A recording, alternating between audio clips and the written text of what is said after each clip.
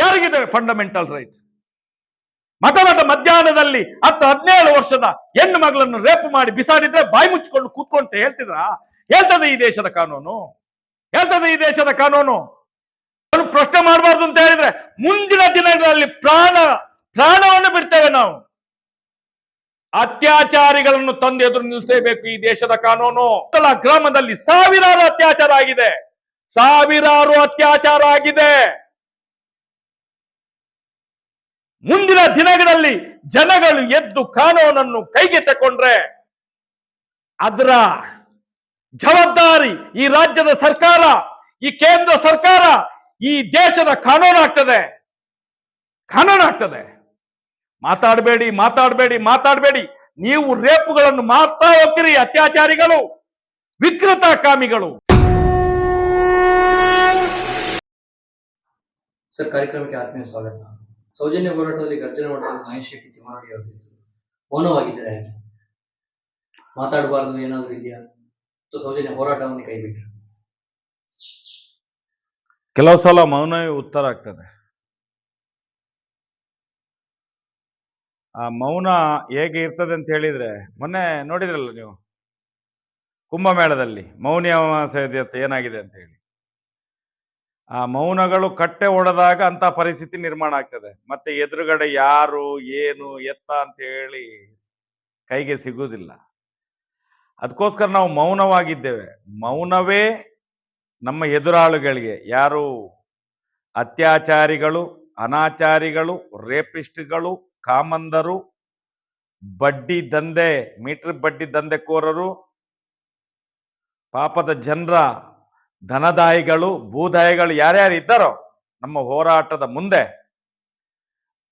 ಈ ಒಂದು ಮೌನವೇ ಅವರಿಗೆ ಎಚ್ಚರಿಕೆಯ ಗಂಟೆ. ಅದು ಎಚ್ಚರಿಕೆಯ ಗಂಟೆ ಅವರಿಗೆ. ಯಾಕಂತ ಹೇಳಿದ್ರೆ ಇದು 13 ವರ್ಷ ಆಯಿತು ಹೋರಾಟ ಪ್ರಾರಂಭ ಆಗಿ. 13 ವರ್ಷದಲ್ಲಿ ನಾವು ಏನು ಸನಾತನ ಹಿಂದೂ ಧರ್ಮದಲ್ಲಿ ಮುಕ್ಕೋಟಿ ದೇವರುಗಳನ್ನು ನಂಬುವಂತ ಸನಾತನ ಹಿಂದೂ ಧರ್ಮ ಇವತ್ತು ಮುಕ್ಕೋಟಿ ದೇವತೆಗಳನ್ನು ಕೂಡ ನಾವು ಪ್ರಾರ್ಥನೆ ಮಾಡಿದ್ದೇವೆ. ಆ ಪ್ರಾರ್ಥನೆಯ ಫಲವಾಗಿ ಇವತ್ತು ನಾವು ಮಾತನಾಡುವುದು ಕಮ್ಮಿ ಆದ್ರೂ ಕೂಡ ಇವತ್ತು ದೇವರು ಮಾತಾಡ್ಲಿಕ್ಕೆ ಪ್ರಾರಂಭ ಮಾಡಿದ್ದಾರೆ. ಇದು ಸಂತೋಷದ ವಿಷಯ. ಯಾಕಂತ ಹೇಳಿದ್ರೆ ನಾವು ಕೂತ ತಕ್ಷಣ ಅಣ್ಣಪ್ಪ ಮಾತಾಡ್ಲಿಕ್ಕೆ ಪ್ರಾರಂಭ ಮಾಡ್ತಾರೆ. ಉದಾಹರಣೆಗೆ ಈಗ ನೀವು ನೋಡ್ತಾ ಇರಬಹುದು, ರಾಜ್ಯದ ಗ್ರಾಮಗಳಲ್ಲಿ ಇವತ್ತು ಈ ಹೋರಾಟದ ಕಿಚ್ಚು ನೆತ್ತಿಯ ಮೇಲೆ ಬಂದು ನಿಂತಿದೆ. ನೆತ್ತಿಯ ಮೇಲೆ ಆ ಹೋರಾಟದ ಕಿಚ್ಚಿನಿಂದ ಇವತ್ತೇನಾಗಿದೆ ಅಂತ ಹೇಳಿದ್ರೆ, ನಮ್ಮ ಉತ್ತರ ಕರ್ನಾಟಕ ಇರಬಹುದು, ಮಧ್ಯ ಕರ್ನಾಟಕ ಇರಬಹುದು, ಹೈದರಾಬಾದ್ ಕರ್ನಾಟಕ ಇರಬಹುದು, ಎಲ್ಲಾ ಭಾಗಗಳಲ್ಲೂ ಕೂಡ ಕಟ್ಟೆ ಮೇಲೆ ಕೂತ್ಕೊಂಡು ಮಾತಾಡ್ಲಿಕ್ಕೆ ಪ್ರಾರಂಭ ಮಾಡಿದ್ದಾರೆ. ಕಟ್ಟೆ ಮೇಲೆ ಏನ್ ಮಾತಾಡ್ತಾರೆ? ಎಲ್ರೂ ಮಾತಾಡುವಂಥದ್ದು ಧರ್ಮಸ್ಥಳ ಗ್ರಾಮದ್ದೇ ಸುದ್ದಿ. ನೀವು ಯೋಚನೆ ಮಾಡಿ, ಮಾಧ್ಯಮದವರು ಒಂದು ಕಟ್ಟೆ ಮೇಲೆ ಕೂತ್ಕೊಂಡು, ರಾಜ್ಯದಲ್ಲಿ ಸಾವಿರಾರು ಕಟ್ಟೆ ಮೇಲೆ ಕೂತ್ಕೊಂಡು ಇವತ್ತು ಇದೇ ಏನು ಅತ್ಯಾಚಾರದ ವಿರುದ್ಧ ಜನರು ಮಾತಾಡ್ತಾರೋ, ಮೀಟರ್ ಬಡ್ಡಿ ದಂಧೆ ವಿರುದ್ಧ ಜನರು ಮಾತಾಡ್ಲಿಕ್ಕೆ ಪ್ರಾರಂಭ ಮಾಡಿದ್ದಾರೋ, ಮುಂದಿನ ದಿನಗಳಲ್ಲಿ ಈ ಕಟ್ಟೆಗಳು ತೀರ್ಮಾನ ಮಾಡಿ ಯಾರು ಅತ್ಯಾಚಾರಿಗಳಿದ್ದಾರೋ, ಯಾರು ರೇಪಿಸ್ಟ್ಗಳಿದ್ದಾರೋ, ಯಾರು ಅನಾಚಾರಿಗಳಿದ್ದಾರೋ, ಯಾರು ಕಾಮಂದರುಗಳಿದ್ದಾರೋ, ಇವರಿಗೆಲ್ಲರಿಗೂ ಮುಂದಿನ ದಿನಗಳಲ್ಲಿ ಜನಾದೇಶವೇ ಉತ್ತರವನ್ನು ಕೊಡ್ತದೆ. ಅದರ ಜೊತೆಯಾಗಿ ಇವತ್ತು ರಾಜ್ಯ ಸರ್ಕಾರವು ಕೂಡ ಒಂದು ಒಳ್ಳೆ ಬೆಳವಣಿಗೆಯನ್ನು ಪ್ರಾರಂಭ ಮಾಡಿದೆ. ರಾಜ್ಯ ಸರ್ಕಾರ ಪ್ರಾರಂಭ ಮಾಡಿದೆ ಅಂತ ಹೇಳಿ ನಾವು ಹೋರಾಟಗಾರರು ಕೂತ್ಕೊಳ್ಳುವುದಿಲ್ಲ. ಮೌನ ಅಂತ ಹೇಳಿದ ತಕ್ಷಣ ಸುಮ್ಮನೆ ಕೂತ್ಕೊಂಡಿದ್ದಾರೆ ಅಂತ ಹೇಳಿ ಅಲ್ಲ. ಮೌನದಿಂದ ಬಹಳಷ್ಟು ಉತ್ತರ ಯಾರಿಗೂ ಗೊತ್ತಿಲ್ಲದಿದ್ರು ಎದುರುಗಡೆ ಇದ್ದವನಿಗೆ ಗೊತ್ತಿರ್ತದೆ. ಯಾರು ರೇಪಿಸ್ಟ್ ಇದ್ದಾನಲ್ಲ, ಅತ್ಯಾಚಾರಿ, ಅವನಿಗೆ ಗೊತ್ತಿರ್ತದೆ. ಯಾರು ಕಾಮಂದ ಇದ್ದಾನಲ್ಲ ಅವನಿಗೆ ಗೊತ್ತಿರ್ತದೆ ಇವರು ನಮಗೆ ಒಳಗಡೆಯಿಂದ ಹೊಂಡ ತೋಡ್ತಾ ಇದ್ದಾರೆ ಅಂತ ಹೇಳಿ.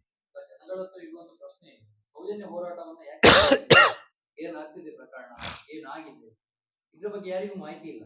ನೋಡಿ, ಸೌಜನ್ಯ ಹೋರಾಟ ಅನ್ನುವಂಥದ್ದು ಅದು ಹೋರಾಟದಿಂದಲೇ ಇನ್ನು ಮುಂದೆಗೆ ಮುಂಚೂಣಿಗೆ ಬರುವಂತದ್ದು ಇದೆ. ಯಾಕಂತ ಹೇಳಿದ್ರೆ ಅದು ಕಾನೂನಿನ ಒಂದು ಪ್ರಕ್ರಿಯೆ, ಕಾನೂನಿನ ಪ್ರಕ್ರಿಯೆಗಳು ಕಾನೂನಿನ ಒಳಗೆ ಆಗ್ಬೇಕು,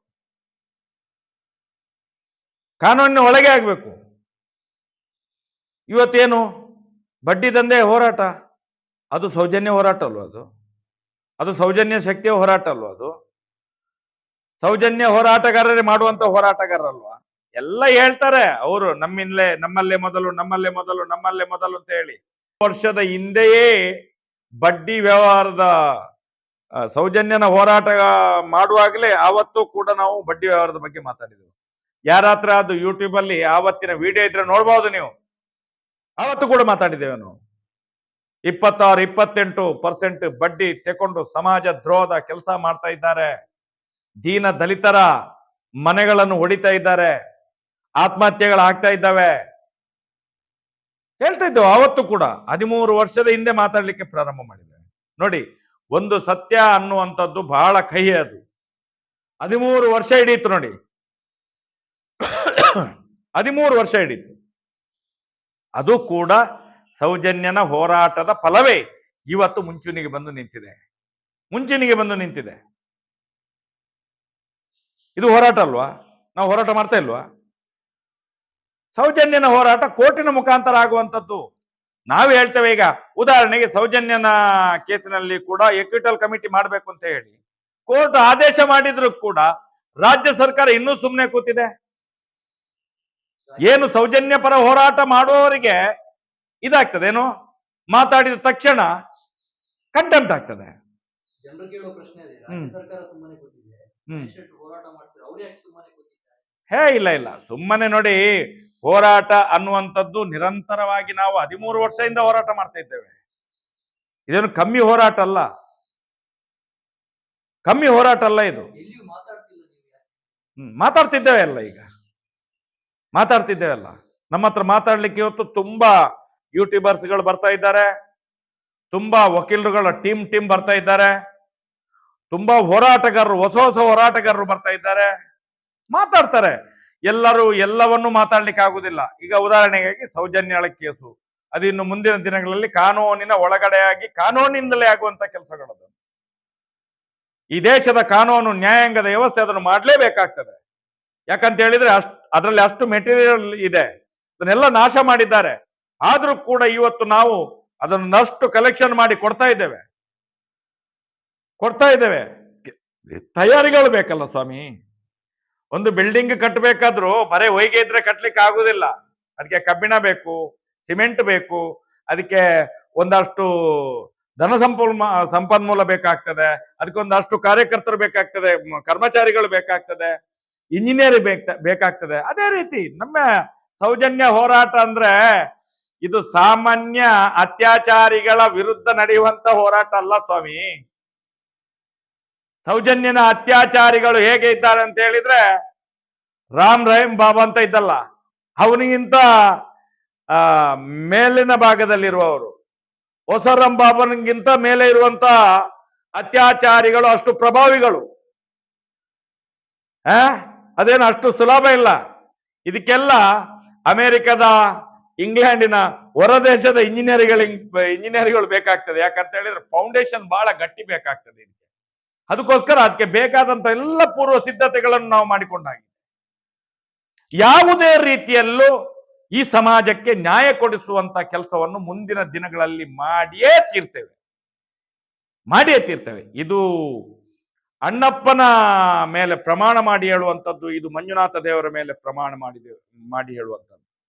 ಯಾವುದೇ ರೀತಿಯಲ್ಲೂ ನ್ಯಾಯ ಸಮಾಜಕ್ಕೆ ತಂದು ಕೊಡುವಂತ ಕೆಲಸವನ್ನು ನಾವು ಮಾಡಿಯೇ ಮಾಡ್ತೇವೆ. ಈಗ ನಿಮ್ಮ ಹೋರಾಟದ ಮುಖಾಂತರ ಸುಗ್ರೀವಾಜ್ಞೆ ಜಾರಿಗೆ ಬಂತು ಅಂತ ಹೇಳಿ, ಇಲ್ಲಿವರೆಗೆ ಪ್ರಸ್ತುತ ಅದು ಜಾರಿಗೆ ಬರಲಿಲ್ಲ, ಆತ್ಮಹತ್ಯೆಗಳು ನಡೀತಾನೆ ಇದೆ. ಈ ದಂಧೆಕೋರರು ಏನಿದ್ದಾರೆ ಅವರು ಮನೆ ಬಾಗಿಲು ಹೋಗುವಂತ ಕೆಲಸಗಳನ್ನು ಮಾಡ್ತಾನೆ ಇದ್ದಾರೆ. ಚಿಮಿನಿ ದೀಪ ಕೂಡ ಸೀಮೆ ಎಣ್ಣೆ ಕಮ್ಮಿಯಾಗಿ ಅದು ನಿಲ್ಲುವಂತ ಹೊತ್ತಿಗೆ ಒಂದ್ಸಲ ಭಗ್ ಅಂತ ಹೇಳಿ ಬೆಂಕಿ ಬರ್ತದೆ.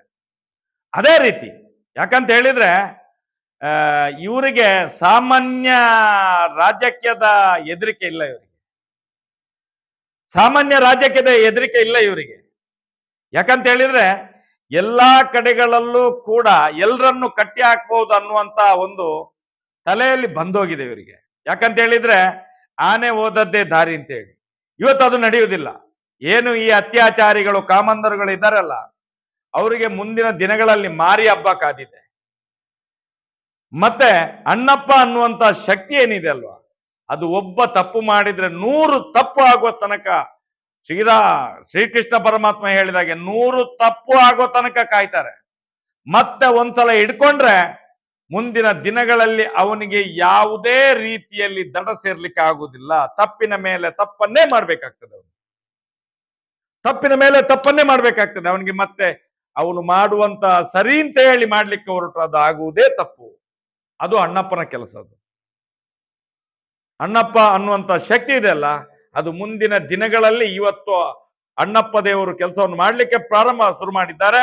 ಮುಂದಿನ ದಿನಗಳಲ್ಲಿ ನ್ಯಾಯ ಸಿಗುವ ತನಕ ನಮ್ಮವರ ಜೊತೆಯಲ್ಲಿ ಸೇರ್ಕೊಂಡು 100ಕ್ಕೂ 100 ನ್ಯಾಯ ಸಿಗುವಂತ ಕೆಲಸವನ್ನು ಮಾಡಿಯೇ ಮಾಡ್ತಾರೆ. ಹೋರಾಟದ ಸಂಪೂರ್ಣ ಜವಾಬ್ದಾರಿಯನ್ನು ಮಟ್ಟಣ್ಣವರಿಗೆ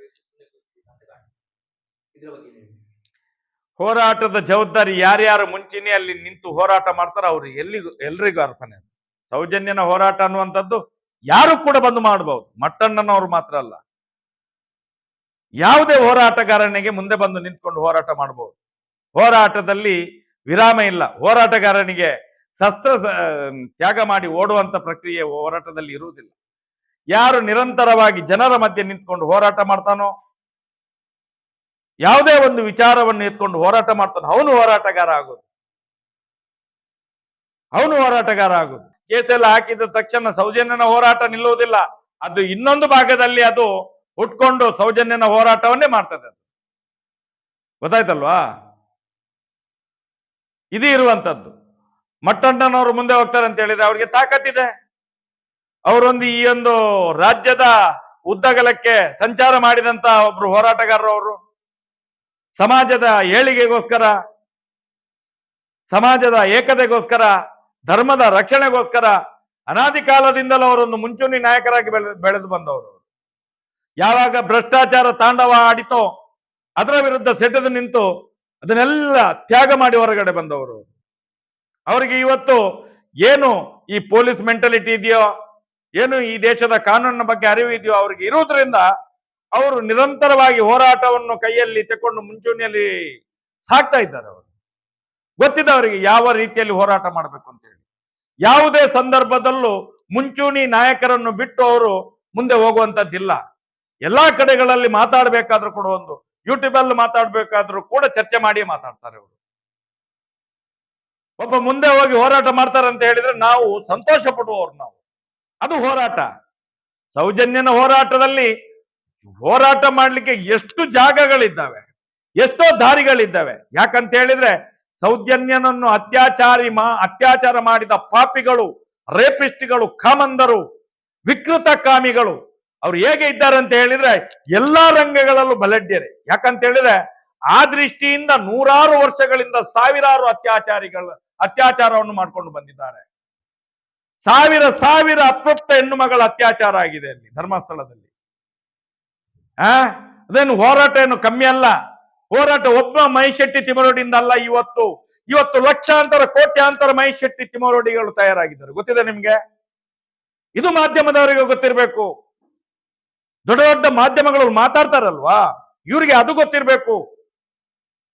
ಎಷ್ಟು ಯೂಟ್ಯೂಬರ್, ಇವತ್ತೊಂದು 50 ಯೂಟ್ಯೂಬರ್ಗಳು ಈ ಒಂದು ಸೌಜನ್ಯನ ಹೋರಾಟದ ಪರವಾಗಿ, ಮೀಟರ್ ಬಡ್ಡಿ ದಂಧೆಯ ಪರವಾಗಿ, ಡಬಲ್ ಮರ್ಡರ್ನ ಪರವಾಗಿ ಮಾತಾಡ್ತಾರೆ. ಯಾಕೆ? ಹುಚ್ಚು ಅಂತ ಹೇಳಿ ಮಾತಾಡ್ತಾ ಇದ್ದಾರೆ ಅವರು. ಈ ಸ್ಯಾಟಲೈಟ್ ಚಾನೆಲ್ಗಳೆಲ್ಲ ಎಲ್ಲಿ ಹೋಗಿದ್ದಾವೆ? ಮಾತಾಡ್ಬೇಕಲ್ಲ. ಮುಂದಿನ ದಿನಗಳಲ್ಲಿ ನಾನು ಹೇಳ್ತೇನೆ ನೋಡಿ, ಈಗ ಒಬ್ಬೊಬ್ರು ಹೊರಗಡೆ ಬರ್ಲಿಕ್ಕೆ ಆದಷ್ಟು ಬೇಗ ಬನ್ನಿ. ಎಲ್ಲಾರು ಹೇಳ್ತಾರಲ್ಲ ನಮ್ಮಲ್ಲೇ ಮೊದಲು, ನಿಮ್ಮಲ್ಲೇ ಮೊದಲು. ನಾವು ಏನು ಮಾಡ್ಲಿಲ್ಲ ಸ್ವಾಮಿ, ನಾವು ಏನು ಹೋರಾಟ ಮಾಡ್ಲಿಲ್ಲ. ಮೈಶೆಟ್ಟಿ ತಿಮರೋಡಿ ಇರಬಹುದು, ಅದರ ಜೊತೆಯಲ್ಲಿ ಇರುವಂತ ಲಕ್ಷಾಂತರ ಕೋಟ್ಯಾಂತರ ನ್ಯಾಯಪರವಾದ, ಸತ್ಯಪರವಾದ, ಧರ್ಮಪರವಾದಂತ ಹೋರಾಟಗಾರರಿಗೆ ಯಾರು ಹೋರಾಟ ಮಾಡಲಿಲ್ಲ ಸ್ವಾಮಿ. ನೀವುಗಳೇ ಮಾಧ್ಯಮದವರು ಮಾಡಿದ್ದು. ಈಗ ಮೊನ್ನೆ ಎಂದ ಹೇಳ್ತಿರಲ್ಲ, ನಾವೇ ನಮ್ಮಲ್ಲೇ ಮೊದಲು. ಸರಿ, ನಿಮ್ಮಲ್ಲೇ ಮೊದಲು ಮಾಡಿ, ನೀವೇ ಮಾಡಿ. ನಮ್ಗೆ ನ್ಯಾಯ ಸಿಗ್ಬೇಕು. ಸೌಜನ್ಯ ಸತ್ತದ್ದು ಹೇಗೆ, ಸೌಜನ್ಯನನ್ನು ಯಾವ ರೀತಿ ಅತ್ಯಾಚಾರ ಮಾಡಿದ್ದಾರೆ, 17 ವರ್ಷದ ಮಗು, ಅದು ಇಡೀ ದಿವಸ ಉಪವಾಸ ಇದ್ದಂತ ಮಗು, ಅದನ್ನು ರಾಕ್ಷಸರು 4-5 ಮಂದಿ ಸೇರಿ ಅತ್ಯಾಚಾರ ಮಾಡಿ, ಕೊಲೆ ಮಾಡಿ, ಮರ್ಮಾಂಗಕ್ಕೆ ಮಣ್ಣು ತುಂಬಿಸಿ ಬೀಭತ್ಸಕರವಾದಂತ ಒಂದು ಘಟನೆ ನಡೆದಿತ್ತಲ್ಲ 2012ರಲ್ಲಿ, ಮಠ ಮಧ್ಯಾಹ್ನದ ಹೊತ್ತಿಗೆ ಕರ್ನಾಟಕ ರಾಜ್ಯದ ರಾಜ್ಯ ಬೀದಿಯಲ್ಲಿ. ಇಲ್ಲಿ ತನಕ ನಿಮ್ಗೆ ಮಾಡ್ಲಿಕ್ಕೆ ಆಗ್ಲಿಲ್ಲ ನ್ಯೂಸ್. ಇವತ್ತು ಫಸ್ಟ್ ಅಂತ ಹೇಳ್ತಿರಲ್ಲ, ತುಂಬಾ ಸಂತೋಷ ನಮಗೆ. ಇವತ್ತಾದ್ರೂ ನೀವು ಫಸ್ಟೇ ಅಪ್ಪ, ನೀವು ಫಸ್ಟೇ ಮಾಡಿ. ಇವತ್ತಾದ್ರೂ ಮಾಡಿ ಅದನ್ನು. ಯಾಕೆ ಮಾಡುದಿಲ್ಲ ನೀವು? ಯಾಕೆ ಮಾಡುದಿಲ್ಲ? ಸೌಜನ್ಯ ಹೋರಾಟಗಾರರಿಗೆ ಧರ್ಮಸ್ಥಳ ಸಂಘಗಳು, ಸ್ವಸಹಾಯ ಸಂಘಗಳು ಮಾತ್ರ ಟಾರ್ಗೆಟ್. ಸೌಜನ್ಯ ಹೋರಾಟಗಾರರಿಗೆ ನಾನು ನಿಮ್ಗೆ ಮಾಧ್ಯಮದವರಿಗೆ ಹೇಳ್ತಾ ಇರ್ತೇನೆ, ಸೌಜನ್ಯ ಅನ್ನುವಂಥದ್ದು ಒಂದು ಶಕ್ತಿ. ಸೌಜನ್ಯ ಅನ್ನುವಂಥದ್ದು ಒಂದು ಶಕ್ತಿ. ಒಂದು ಮರ ಕಡಿಬೇಕಾದ್ರೆ ಬರೇ ಕೊಡಲಿದ್ರೆ ಸಾಲದು, ಕತ್ತಿ ಇದ್ರೆ ಸಾಲದು, ಗರ್ಗಸಿದ್ರೆ ಸಾಲದು, ಎಲ್ಲವೂ ಬೇಕು. ಒಂದು ಮರ ಕಡಿಬೇಕಾದ್ರೂ ಕೂಡ ಒಂದು 10 ಹಲವಾರು ಸಾಮಗ್ರಿಗಳು ಬೇಕು. ಅದೇ ರೀತಿ ಒಬ್ಬ ಅತ್ಯಾಚಾರಿ, ರೇಪಿಸ್ಟ್, ವಿಕೃತಕಾಮಿ ಕಾಮಂದನನ್ನು ಬಗ್ಗು ಬಡಿಬೇಕಾದ್ರೆ 1000 ದಿಕ್ಕಿನಿಂದ ಹೋರಾಟ ಮಾಡಬೇಕು. ಯಾಕಂತ ಹೇಳಿದ್ರೆ, ಯಾರು ಈ ರೇಪಿಸ್ಟ್ಗಳು, ಕಾಮಂದರುಗಳು ಇದ್ದಾರ, ಅವರ ಕರಾಳ ಚರಿತ್ರೆ ಇವತ್ತು ಈ ಕರ್ನಾಟಕ ರಾಜ್ಯದ ಮಧ್ಯೆ ಯಾವ ರೀತಿಯಲ್ಲಿ ಇದೆ ಅಂತ ಹೇಳಿದ್ರೆ ಯಾರು ಕೂಡ ಊಹೆ ಮಾಡ್ಲಿಕ್ಕೆ ಸಾಧ್ಯ ಇಲ್ಲ. ಯಾರು ಕೂಡ ಊಹೆ ಮಾಡ್ಲಿಕ್ಕೆ ಸಾಧ್ಯ ಇಲ್ಲ. ಅಂತವರು ಇವತ್ತು ಆ ರೇಪ್ ಮಾಡಿದಂತ ಜನಗಳು ಇವತ್ತು. ಅದಕ್ಕೋಸ್ಕರ ನೋಡಿ, 12 ವರ್ಷದಿಂದ ನ್ಯಾಯ ಸಿಗ್ತಾ ಇಲ್ಲ. ನ್ಯಾಯ ಸಿಗ್ಬೇಕಾದ್ರೆ ಹೋರಾಟ ಮಾಡಿದವರ ಮೇಲೆ ಕೇಸಿನ ಮೇಲೆ ಕೇಸು, ಕೇಸಿನ ಮೇಲೆ ಕೇಸು, ಕೇಸಿನ ಮೇಲೆ ಕೇಸ್ ಮಾಡ್ತಾ ಇದ್ದಾರೆ. ಯಾಕೆ ಮಾಡ್ತಾ ಇದ್ದಾರೆ? ಯಾಕೆ ಮಾಡ್ತಾ ಇದ್ದಾರೆ? ಸೀನಪ್ಪ ಅನ್ನುವಂತ ಒಬ್ಬ ಪಾಪಿಷ್ಟ, ಸೀನಪ್ಪ ಒಬ್ಬ ಪಾಪಿಷ್ಟ ನಮ್ಮ ಮೇಲೆ ಕೇಸ್ ಮಾಡ್ತಾನೆ. ಯಾಕೆ ಕೇಸ್ ಮಾಡ್ತಾನೆ? ಯಾಕೆ ಕೇಸ್ ಮಾಡ್ಬೇಕು? ಅವನು ಯಾರವನು? ಸೀನಪ್ಪ ಮೂಲ್ಯ ಯಾರು? ಯಾರ ಮಗ? ಅವನ ಅಪ್ಪ ಯಾರು? ಬೇಕಲ್ಲ ಸ್ವಾಮಿ. ಹೋರಾಟ ನಮ್ಮ ಹಕ್ಕು. ಈ ದೇಶದ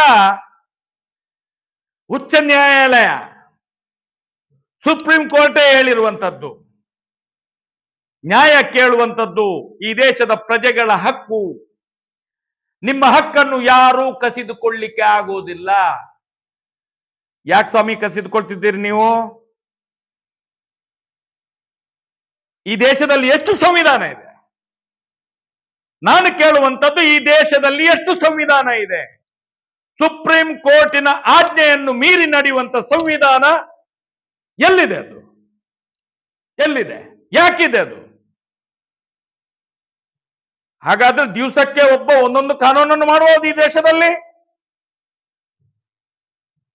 ಡಾಕ್ಟರ್ ಅಂಬೇಡ್ಕರ್ ನಿರ್ಮಿಸಿದಂತಹ ಸಂವಿಧಾನಕ್ಕೆ ಬೆಲೆ ಇಲ್ಲ. ಹಾಗಾದ್ರೆ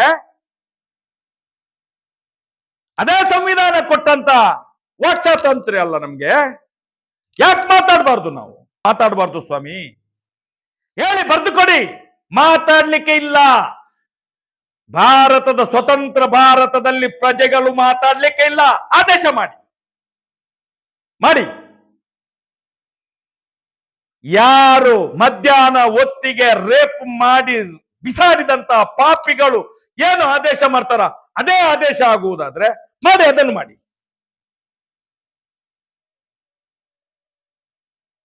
ಹಾಗಾದ್ರೆ ಡಾಕ್ಟರ್ ಅಂಬೇಡ್ಕರ್ ನಿರ್ಮಿಸಿದಂತ ಸಂವಿಧಾನ ಸುಳ್ಳ? ಹಾಗಾದ್ರೆ ಸುಳ್ಳ ಇದು? ಈ ದೇಶದ ಉಚ್ಚ ನ್ಯಾಯಾಲಯ, ಸುಪ್ರೀಂ ಕೋರ್ಟ್ ನೀಡಿದಂತ ಆದೇಶ ಸುಳ್ಳ? ಹಾಗಾದ್ರೆ ಫಂಡಮೆಂಟಲ್ ರೈಟ್ ಎಲ್ಲಿದೆ ಫಂಡಮೆಂಟಲ್ ರೈಟ್? ಯಾರಿಗಿದೆ ಫಂಡಮೆಂಟಲ್ ರೈಟ್?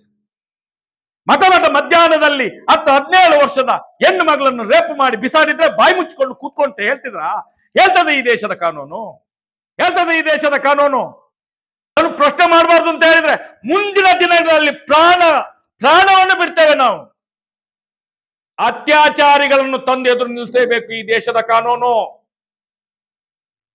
ಒಂದು ಅತ್ಯಾಚಾರ ಅಲ್ಲ, ಈ ಧರ್ಮಸ್ಥಳ ಗ್ರಾಮದಲ್ಲಿ ಸಾವಿರಾರು ಅತ್ಯಾಚಾರ ಆಗಿದೆ. ಸಾವಿರಾರು ಅತ್ಯಾಚಾರ ಆಗಿದೆ.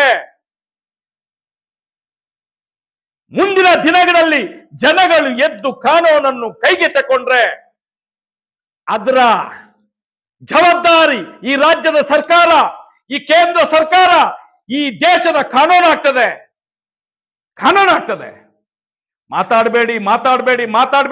ನೀವು ರೇಪುಗಳನ್ನು ಮಾಡ್ತಾ ಹೋಗ್ತೀರಿ, ಅತ್ಯಾಚಾರಿಗಳು, ವಿಕೃತ ಕಾಮಿಗಳು. ನಮ್ಮನ್ನು ಪ್ರಶ್ನೆ ಮಾಡ್ತೀರಿ, ನಮ್ಮ ಬಾಯಿ ಮುಚ್ಚಿಸ್ತೀರಿ. ಹಾಗಾದ್ರೆ ಈ ದೇಶದಲ್ಲಿ ಪ್ರಜೆಗಳಿಗೆ ಅಧಿಕಾರವಿಲ್ಲ? ಹಾಗಾದ್ರೆ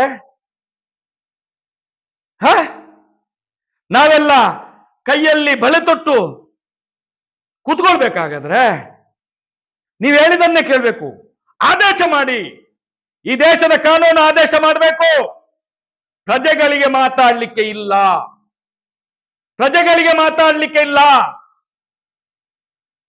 ಆದೇಶ ಮಾಡಿ. ಮಾತಾಡುದಿಲ್ಲ ನಾವು. ಈ ಸರ್ಕಾರಗಳು, ಈ ದೇಶದ ಕಾನೂನು ಮಾತಾಡಬಾರ್ದು. ಅತ್ಯಾಚಾರದ ಬಗ್ಗೆ ಮಾತಾಡಬಾರ್ದು, ಮೀಟರ್ ಬಡ್ಡಿ ದಂಧೆ ಬಗ್ಗೆ ಮಾತಾಡಬಾರ್ದು, ಭ್ರಷ್ಟಾಚಾರದ ಬಗ್ಗೆ ಮಾತಾಡಬಾರ್ದು, ಲಂಚಾಚಾರದ ವಿರುದ್ಧ ಮಾತಾಡಬಾರ್ದು. ಆದೇಶ ಮಾಡಿ. ಸೌಜನ್ಯ ಅನ್ನುವಂತ ಶಕ್ತಿ ನಾನು ಹೇಳಿದಾಗೆ ಒಂದು ಮರ ಕಡಿಲಿಕ್ಕೆ ಒಂದು ಸಾಮಗ್ರಿಯಿಂದ ಆಗೋದಿಲ್ಲ. ಅದಕ್ಕೆ 100 ಪರಿಕಾರಗಳು ಬೇಕು, 100 ಯೋಚನೆಗಳು ಬೇಕು. ಸೌಜನ್ಯನ ಶಕ್ತಿ ಹೇಗೆ ಅಂತ ಹೇಳಿದ್ರೆ, ಇವತ್ತು ಸಮಾಜದಲ್ಲಿ ಅತ್ಯಾಚಾರ ಮಾಡಿದಂತಹ ಪಾಪಿಗಳು ಯಾವ ರೀತಿ ಇದ್ದಾರೆ ಅಂತ ಹೇಳಿದ್ರೆ, ಅವರ ಕೈಕಾಲುಗಳನ್ನು ಕಟ್ಟಿ ಹಾಕ್ಬೇಕಾದ್ರೆ ಸಮಾಜದಲ್ಲಿ ಎಲ್ಲೆಲ್ಲಿ ಅನಾಚಾರ ಆಗಿದೆ, ಎಲ್ಲೆಲ್ಲಿ ಅಧರ್ಮ ಆಗಿದೆ, ಎಲ್ಲೆಲ್ಲಿ ಅಸತ್ಯ ಆಗಿದೆ, ಎಲ್ಲೆಲ್ಲಿ ಭ್ರಷ್ಟಾಚಾರ ಆಗಿದೆ, ಎಲ್ಲೆಲ್ಲಿ ಸಮಾಜದ ನಿರ್ಮೂಲನೆಯನ್ನು ನಾಶ ಮಾಡಿದ್ದಾರೆ, ಎಲ್ಲೆಲ್ಲಿ ಧರ್ಮಗಳನ್ನು ಒಡೆದಿದ್ದಾರೆ, ಇದು ಎಲ್ಲವನ್ನು ಒಟ್ಟಿಗೆ ಸೇರ್ಕೊಂಡು ಮಾತಾಡುವಂತದ್ದು ಇವತ್ತು ಬಡ್ಡಿ ದಂಧೆ ಇರ್ಬೋದು. ನಾವು ಸಾಮಾಜಿಕ ನ್ಯಾಯ ಕೊಡ್ಬೇಕು ಅಂತ ಸೌಜನ್ಯ ಪರ ಹೋರಾಟಗಾರರು ಯಾವತ್ತು ಪ್ರಾರಂಭ ಮಾಡಿದ್ರು? ಯಾವಾಗ ಧರ್ಮ ಸಂರಕ್ಷಣಾ ಯಾತ್ರೆ ಅಂತ ಹೇಳಿ ಈ ಪಾಪಿ ಕೆಲವು ಸ್ವಾಮಿಗಳು ಹೊರಟ್ರಲ್ಲ, ಕೆಲವು ಸ್ವಾಮೀಜಿಗಳು ಧರ್ಮ ಸಂರಕ್ಷಣಾ ಯಾತ್ರೆ ಅಂತ ಹೇಳಿ, ಆ ಯಾತ್ರೆಯ ಸಭೆಯಲ್ಲಿ ಯಾವ ರೀತಿಯ ಸಂದೇಶ ತಾಯಂದ್ರ ಮೇಲೆ ಏನು ವ್ಯಭಿಚಾರಿಗಳು ಏನೇನು ಹೇಳಿದ್ದಾರೆ ಇವರು ಧರ್ಮ ರಕ್ಷಣಾ ಸಭೆಯಲ್ಲಿ. ಆವತ್ತಿಂದ ನಾವು ತೀರ್ಮಾನ ಮಾಡಿದ್ದೇವೆ, ಒಂದು ಕಡೆಯಲ್ಲಿ ಅತ್ಯಾಚಾರ ಮಾಡಿ ಬಿಸಾಡುವಂಥದ್ದು, ಮತ್ತೊಂದು ಕಡೆಯಲ್ಲಿ ಅದನ್ನು ಪ್ರಶ್ನೆ ಮಾಡಿದ್ರೆ ಅವರ ಬಾಯಿ ಮುಚ್ಚಿಸ್ಲಿಕ್ಕೋಸ್ಕರ ವೇದಿಕೆಯಲ್ಲಿದ್ದ ಹೆಣ್ಣು ಮಕ್ಕಳನ್ನು, ಸೌಜನ್ಯಳ ತಾಯಿಯನ್ನು ವ್ಯಭಿಚಾರಿ ಮಾಡುವಂಥದ್ದು. ಯಾಕೆ? ಬಾಯಿ ಮುಚ್ಚಿಸ್ಲಿಕ್ಕೆ. ಅದಕ್ಕೋಸ್ಕರವೇ ಆವತ್ತೇ ಹುಟ್ಟುಕೊಂಡದ್ದು ಅದೇ ಕಾರ್ಕಾಳದಲ್ಲಿ ಬಡ್ಡಿ ದಂಧೆಯನ್ನು ನಿಲ್ಲಿಸುವಂತಹ ಒಂದು ಛಲ ಆವತ್ತಿಂದ ಪ್ರಾರಂಭ ಆಯಿತು. ಆವತ್ತಿಂದ ಕಳೆದ 1 ವರ್ಷದಿಂದ ನಿರಂತರವಾಗಿ ಹೋರಾಟದ ಒಂದು ಫಲಾಪೇಕ್ಷೆಯಾಗಿ ಇವತ್ತು ಸುಗ್ರೀವಾಜ್ಞೆ ಹೊರಡಿಸುವ ತನಕ ಈ ಸರ್ಕಾರ ಮುಟ್ಟಿದೆ. ಮಾಡಲೇಬೇಕು. ಸುಗ್ರೀವಾಜ್ಞೆಗೆ ಏನು ಈ ರಾಜ್ಯದ ರಾಜ್ಯಪಾಲರು ಸೈನ್ ಮಾಡಲೇಬೇಕಾಗ್ತದೆ, ರುಜುವಾತು ಮಾಡಲೇಬೇಕಾಗ್ತದೆ. ಇದು ಈ ದೇಶದ ಆರ್ಥಿಕತೆಗೆ ತನ್ನಂತ ದೊಡ್ಡ ಧಕ್ಕೆ. ಇದು ಏನೋ 1-2 ಕೋಟಿ ಅಲ್ಲ, 1000 ಕೋಟಿ ಅಲ್ಲ, ಲಕ್ಷಾಂತರ ಕೋಟಿ ರೂಪಾಯಿಯ ಅವ್ಯವಹಾರ ಇದು. ಇಡೀ ದೇಶದ ಆರ್ಥಿಕತೆಗೆ ಧಕ್ಕೆಯನ್ನು ತರುವಂತಹ ಒಂದು ಪ್ರಶ್ನೆ ಇದು. ಎಲ್ಲ ಕಾರ್ಯಾಂಗಗಳ ಮೇಲೆ ನಾಚಿಕೆ ಪಡುವಂತ ಇದು ಸಂಗತಿ ಇದು. ಇದನ್ನು ಪ್ರಶ್ನೆ ಮಾಡಿದ್ರೆ ಮಾಡಬಾರ್ದು ಇದನ್ನು. ಉದಾಹರಣೆಗೆ ನಾನು ಹೇಳುವಂತದ್ದು, ಇವತ್ತು ಏನು ಧರ್ಮಸ್ಥಳ ಗ್ರಾಮಾಭಿವೃದ್ಧಿ ಯೋಜನೆ ಅನ್ನುವಂತ ಒಂದು ಸಂಸ್ಥೆ ಒಂದು ಇಷ್ಟು ದೊಡ್ಡ ಮಟ್ಟದಲ್ಲಿ ಅದರ ಅಧ್ಯಕ್ಷರ ಮೇಲೆ ಕೇಸುಗಳನ್ನು ಮಾಡಿಸಿದ್ದೇವೆ. ಯಾಕೆ ಆಗುದಿಲ್ಲ ಸ್ವಾಮಿ? ಇದನ್ನು ನಾವು ಪ್ರಶ್ನೆ ಮಾಡಬಾರ್ದಾ? ಇದನ್ನು ಬಾಯಿ ಮುಚ್ಚಿಕೊಂಡು ಕೂತ್ಕೊಳ್ಬೇಕು ನಾವು? ಡಬಲ್ ಮಾಡ್ರಿ ಯಾರು ಮಾಡಿದ್ದು ಸ್ವಾಮಿ? ಡಬಲ್ ಮಾಡ್ರಲ್ಲಿ ಯಾರಿರುವುದು? ನಾರಾಯಣ್ ಮಾವುತನ ಹೆಂಡತಿಯ ಬರ್ದಿದ್ದಾರಲ್ಲ, ಯಾರಿರುವುದು? ಎಲ್ಲ ಕಡೆಗಳಲ್ಲಿ ಕೇಸ್ ಆಗುದಿಲ್ಲ, ಕೇಸ್ ಆಗುದಿಲ್ಲ. ನಾವು ಕೇಸ್ ಕೊಡ್ಲಿಕ್ಕೆ ಹೋದ್ರೆ ಏನು, ನೀವು ಕೇಸ್ ಕೊಡುವಂತ ಜನಗಳಿದ್ದಾರಲ್ಲ, SKDRDP ಅಧ್ಯಕ್ಷರು, ಅವ್ರ ಬಗ್ಗೆ ಮಾತಾಡಬಾರ್ದು. ಅವ್ರ ಮೇಲೆ ಇಷ್ಟ ತನಕ ಕೇಸ್ ಇಲ್ಲ. ನಾನು ಈ ರಾಜ್ಯದ ಕಾನೂನು ಪಾಲಕರಿಗೆ, ಈ ರಾಜ್ಯದ ಪೊಲೀಸ್ ಇಲಾಖೆಗೆ ನಾನು ಪ್ರಶ್ನೆಯನ್ನು ಮಾಡ್ತೇನೆ.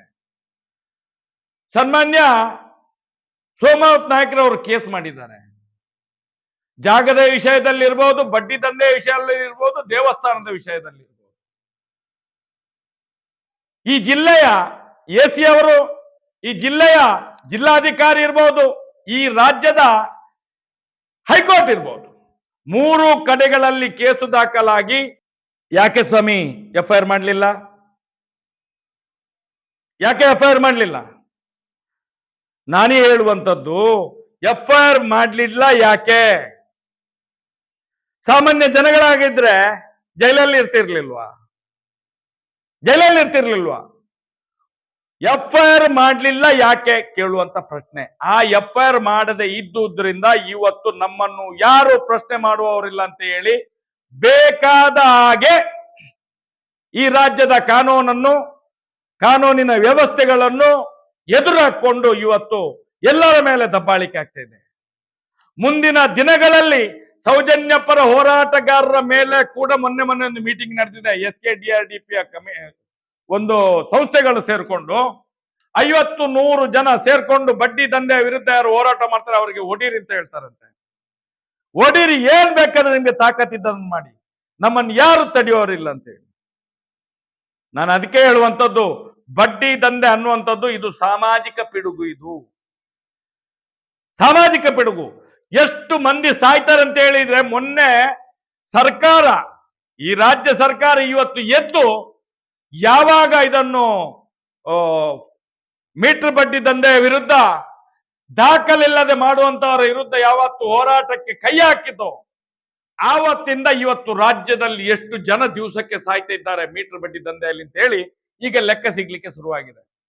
ಉದಾಹರಣೆಗೆ ಮೊನ್ನೆಯಿಂದೊಂದು 7-8-10 ದಿವಸದಿಂದ ಒಂದು ಪ್ರಕ್ರಿಯೆ ನೋಡಿ ಪ್ರಾರಂಭ ಆದ ಮೇಲೆ, ಸರ್ಕಾರ ಇದನ್ನು ತಗೊಂಡ ಮೇಲೆ ದಿನನಿತ್ಯ ಆತ್ಮಹತ್ಯೆ, ಸಾಲದ ಸೂಲ ಆತ್ಮಹತ್ಯೆ, ಮೀಟರ್ ಬಡ್ಡಿ ದಂಧೆ ಹವ್ಯಾಹತವಾಗಿ ನಡೀತಾ ಇದೆ. ಅಲ್ಲಿ ಸತ್ರು, ಮಂಡ್ಯದಲ್ಲಿ ಸತ್ರು, ಹಾವೇರಿಯಲ್ಲಿ ಸತ್ರು, ದಾವಣಗೆರೆಯಲ್ಲಿ ಸತ್ರು, ಬಳ್ಳಾರಿಯಲ್ಲಿ ಸತ್ರು, ನಿತ್ಯ ಬರ್ತಾ ಇದೆಲ್ಲ ಇವತ್ತು. ನೋಡಿ ಹೇಗೆ ಅಂತ ಹೇಳಿದ್ರೆ, ಇವತ್ತು ಜನರು ಎಚ್ಚರಾಗಿದ್ದಾರೆ. ಇದು ಸೌಜನ್ಯ ಶಕ್ತಿ. ಸೌಜನ್ಯನ ಹೋರಾಟವನ್ನು ಬಾಯಿ ಮುಚ್ಚಿಸ್ಲಿಕ್ಕೆ ಇವರು ಪ್ರಯತ್ನವನ್ನು ಪಟ್ರೆ, ಈ ಕಡೆಯಿಂದ ಬಡ್ಡಿ ದಂಧೆಯಿಂದ ಏನು ಅತ್ಯಾಚಾರಿಗಳು ಅನಾಚಾರಿಗಳೆಲ್ಲ ಸೇರ್ಕೊಂಡು ನಮ್ಮನ್ನು ತೇಜೋದೆ ಮಾಡ್ತಾ ಇದ್ದಾರಲ್ವಾ, ಅವ್ರದೆಲ್ಲ ಅನಾಚಾರಗಳು ಇವತ್ತು ಹೊರಗಡೆ ಬರ್ಲಿಕ್ಕೆ ಶುರುವಾಗಿದೆ. ಅಲ್ಲಲ್ಲಿ ಕೇಸುಗಳಾಗ್ಲಿಕ್ಕೆ ಶುರುವಾಗಿದೆ. ಮುಂದಿನ ದಿನಗಳಲ್ಲಿ ಏನು ಇವತ್ತು ಬೀದಿ ಹೋರಾಟ ಅಂತ ಹೇಳ್ತಾ ಇದ್ರ, ಆ ಹೋರಾಟ ಮುಂದಿನ ದಿನಗಳಲ್ಲಿ ಬೀದಿಯಲ್ಲಿ ನಡೆಯುವುದಿಲ್ಲ, ಅಲ್ಲಿ DC ಆಫೀಸ್ಗಳ ಒಳಗಡೆ ನಡೀತದೆ, ರಾಜ್ಯ ಸರ್ಕಾರದ ವಿರುದ್ಧ ನಡೀತದೆ.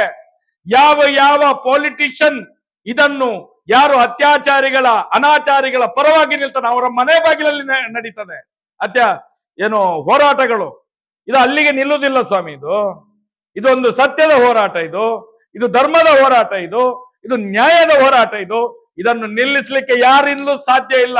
ಇದನ್ನು ನಿಲ್ಲಿಸಬೇಕಾದ್ರೆ ಅಣ್ಣಪ್ಪ ಸ್ವಾಮಿಯ ಮಂಜುನಾಥ ದೇವರೇ ನಿಲ್ಲಿಸಬೇಕಷ್ಟೇ, ಅಷ್ಟೇ ನಿಲ್ಲಿಸಬೇಕು. ಮತ್ತೆ ಇದರಲ್ಲಿ ಯಾವನಿಂದಲೂ ಈ ಹೋರಾಟವನ್ನು ನಿಲ್ಲಿಸಲಿಕ್ಕೆ ಆಗುದಿಲ್ಲ. ಯಾರು ಅತ್ಯಾಚಾರಿ ರೇಪಿಸ್ಟ್ ಕಾಮಂದರುಗಳು ಇದ್ದಾರ ಅವ್ರಿಗೆಲ್ರಿಗೂ ಗೊತ್ತಿದೆ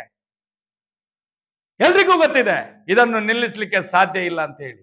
ಹಾಗಾದ್ರೆ ನಾವು ಹೇಳುವಂತದ್ದು, ಮುಂದಿನ ದಿನಗಳಲ್ಲಿ ಸೌಜನ್ಯ ಪರ ಹೋರಾಟ ಯಾವ ರೀತಿ ನಡೀತದೆ, ಬಡ್ಡಿ ದಂಧೆ ಯಾವ ರೀತಿ ನಡೀತದೆ, ಸನಾತನ ಹಿಂದೂ ಧರ್ಮದ ದೇವಸ್ಥಾನವನ್ನು ಯಾರು ಅನ್ಯಮತಿಯರು ಒಳಗೆ ಹಾಕಿ ಕೂತಿದ್ದಾರೋ ಅವರ ವಿರುದ್ಧ ಯಾವ ರೀತಿ ಹೋರಾಟಗಳು ನಡೀತದೆ, ಏನು ಪಾಪದವರ ದೀನದಲಿತರ ಭೂ ಹಗರಣವನ್ನು ಜಾಗಗಳನ್ನೆಲ್ಲ ಒಳಗೆ ಹಾಕಿ ಕೂತಿದ್ದಾರಲ್ಲ, ಸರ್ಕಾರದ ಸಾರ್ವಜನಿಕ ಜಾಗಗಳನ್ನು ಒಳಗೆ ಹಾಕಿ ಕೂತಿದ್ದಾರಲ್ಲ, ಇದಕ್ಕೆ ಎಲ್ಲರ ಉತ್ತರವನ್ನು ನಾವು ಕೊಡ್ತೇವೆ. ನಾವು ಒಂದೊಂದು ಧರ್ಮ ವಿರೋಧಿ,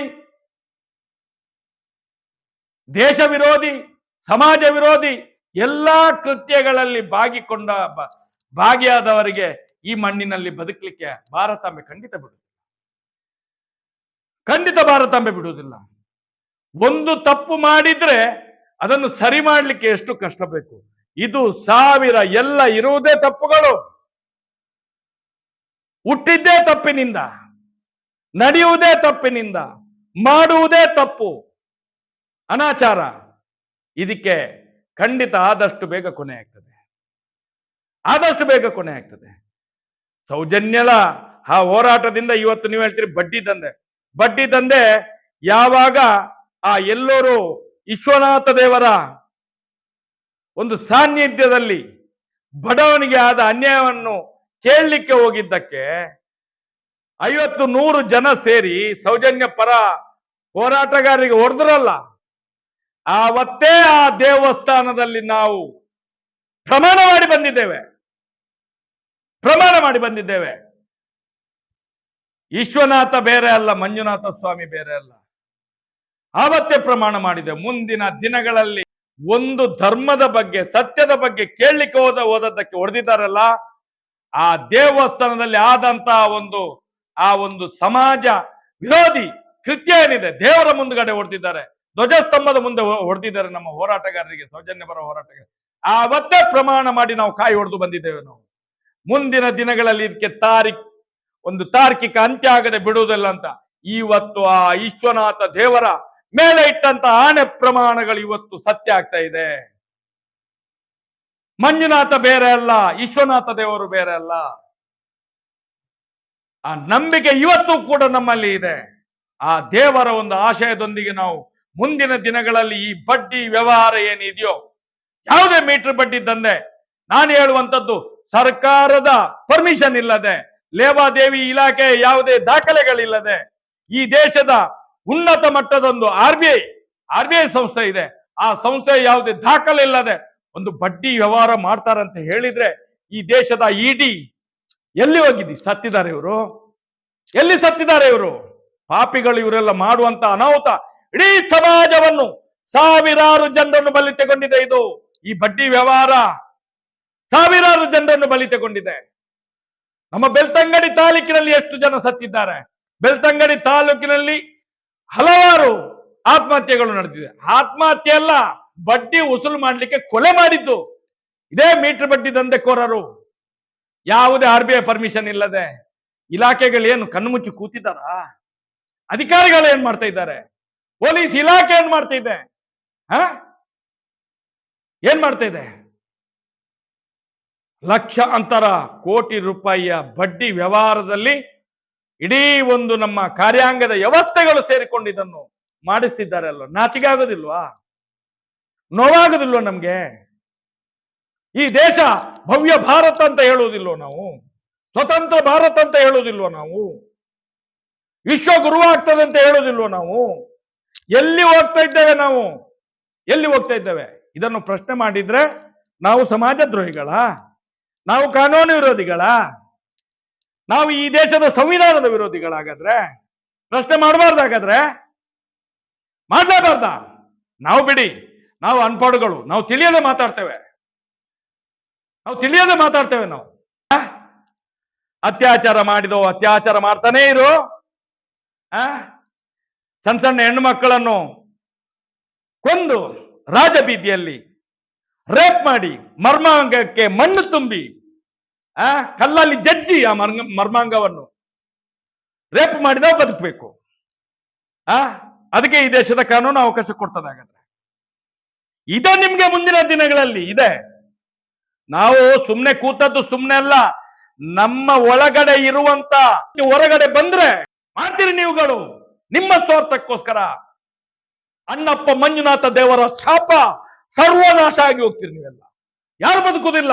ಧರ್ಮದ ವಿರುದ್ಧ, ಸತ್ಯದ ವಿರುದ್ಧ, ನ್ಯಾಯದ ವಿರುದ್ಧ ಯಾರ್ಯಾರು ಬದುಕ್ತಿರೋ, ಯಾರ್ಯಾರು ಈ ಅತ್ಯಾಚಾರಿಗಳನ್ನು ಕಾಮಂದ್ರಗಳನ್ನು ರಕ್ಷಣೆ ಮಾಡ್ತಿರೋ ನಿಮ್ಮ ಸಂತಾನ ಕುಟುಂಬ ಕೂಡ ಸರ್ವನಾಶ ಆಗಿ ಹೋಗ್ತದೆ. ಇದು ನೋವು ನಮ್ದು, ನೋವು ನಮ್ದು. ನೀವು ತಿಳಿದವರು ಮಾಡುವಂತ ಪಾಪ ಪ್ರಶ್ನೆ ಮಾಡಿದ್ರೆ ನಮ್ಮ ಮೇಲೆ ಕೇಸುಗಳು, ನಮ್ಮ ಮೇಲೆ ದಬ್ಬಾಳಿಕೆ ಮಾಡ್ತೀರಿ ನೀವು. ಮಾಡಿ ಮಾಡಿ, ಇದಕ್ಕೆ ತಾರ್ಕಿಕ ಅಂತ್ಯ ಹಾಗೆ ಆಗ್ತದೆ, ಹಾಗೆ ಆಗ್ತದೆ. ರೇಪಿಸ್ಟ್ಗಳು ಜಾಸ್ತಿ ದಿನ ಇನ್ನು ಇಲ್ಲ, ಬಚಾವ್ ಆಗುವುದೇ ಇಲ್ಲ. ಅದು ಅಣ್ಣಪ್ಪ ಮಂಜುನಾಥನ ಆ ಧರ್ಮಸ್ಥಳದ ದೇವರ ಸತ್ಯ ಹೇಳ್ತೇನೆ ನಾನು. ಅಣ್ಣಪ್ಪನ ಮಂಜುನಾಥನ ತೀರ್ಮಾನ, ಅದು ತೀರ್ಮಾನ ಆಗಿಯೇ ಆಗ್ಬೇಕು, ಆಗ್ಲೇಬೇಕು, ಆಗ್ಲೇಬೇಕು. ಫೇಕ್ ಐಡಿಗಳಲ್ಲಿ ಹೆಂಡತಿ ಮಕ್ಕಳಿಗೆ ಎಲ್ಲ ಬಯಸಿದ ತಕ್ಷಣ ನಾವು ಸುಮ್ಮನೆ ಇರುವುದಲ್ಲ ಸ್ವಾಮಿ. ನಾವು ದಿನದಿಂದ ದಿನ ನಾವು ನಮ್ಮ ಒಳಗಡೆ ಹೋರಾಟದ ಕಿಚ್ಚನ್ನು ಹೆಚ್ಚಿಸ್ತಿದ್ದೇವೆ. ಯಾರ್ಯಾರು ಫೇಕ್ ಐಡಿಗಳು ಇಲ್ಲಿ ಬರೀತಿದ್ದೀರೋ ಮಕ್ಕಳೇ, ನಿಮ್ಗೆ ಮುಂದಿನ ದಿನದಲ್ಲಿ ಕಾದಿದೆ. ನಿಮ್ಮ ಎಲ್ಲ ಅಡ್ರೆಸ್ ನಮ್ಮ ಕೈಯಲ್ಲಿದೆ, ಎಲ್ಲ ಅಡ್ರೆಸ್ ನಮ್ಮ ಕೈಯಲ್ಲಿ. ಒಂದು ತೀರ್ಮಾನ, ಅಣ್ಣಪ್ಪ ಮಂಜುನಾಥ ನಿಮ್ಮನ್ನು ಮಾಡಬೇಕು. ಯಾರ್ಯಾರು ಬರೀತಿದ್ದೀರಾ, ನಿಮ್ಮ ಅಪ್ಪ ಯಾರು, ಅಮ್ಮ ಯಾರು, ಯಾರ್ಯಾರು ಅಂತ ಹೇಳಿ ನಮ್ಮ ಹತ್ರ ಕೇಳಿ ಅಡ್ರೆಸ್ ಕೊಡ್ತೇವೆ ನಾವು ಮುಂದಿನ ದಿನಗಳಲ್ಲಿ. ನೀವೇನ್ ತಿಳ್ಕೊಂಡಿದ್ದೀರಿ? ಏನೂ ಇಲ್ಲ ಅಂತ ಹೇಳಿ. ಅರೆ, ನಮ್ಮ ಮನೆಯವರ ಬಗ್ಗೆ ಹೋರಾಟಗಾರರ ಮೇಲೆ ಮಾಡುವಂತ ಆಪಾದನೆಗಳು, ನೀವು ಬರೆಯುವಂತ ಒಂದೊಂದು ಬರವಣಿಗೆ ಉಂಟಲ್ಲ, ಅದು ನಮ್ಮ ಹೋರಾಟದ ಕಿಚ್ಚು, ಸ್ಫೂರ್ತಿ ಅದು.